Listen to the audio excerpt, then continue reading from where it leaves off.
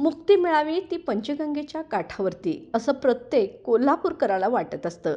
पण याच स्मशानभूमीची अवस्था सध्या खूपच बिकट झाल्याचे पाहावयास मिळत आहे. स्मशानभूमीच्या अनेक समस्यांना कोल्हापूरकरांना सामोरं जावं लागत आहे.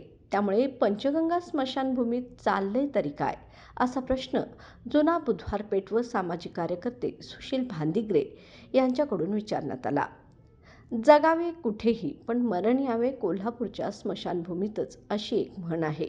पण या स्मशानभूमीकडे प्रशासनाने मात्र दुर्लक्ष केलं आहे.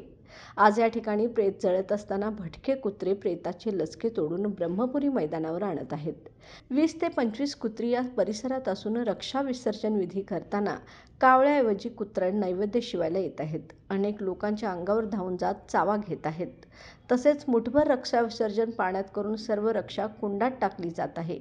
पण ही रक्षा कुंडातून काही वेळाने काही लोक पोती भरून नदीच्या घाटावर चाळायला नेत आहेत व ती चाळून रक्षा नदीत ओतत आहेत. नदीचे त्यामुळे प्रदूषण होत आहे, हे थांबले पाहिजे.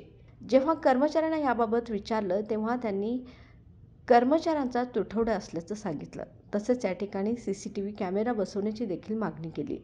स्मशानभूमी दारातून ते जुना बुधवार पेठ तालीम पाठीमागील ओढ्यापर्यंतचा रस्ता पूर्णपणे खराब आहे, तो लवकरच झाला पाहिजे.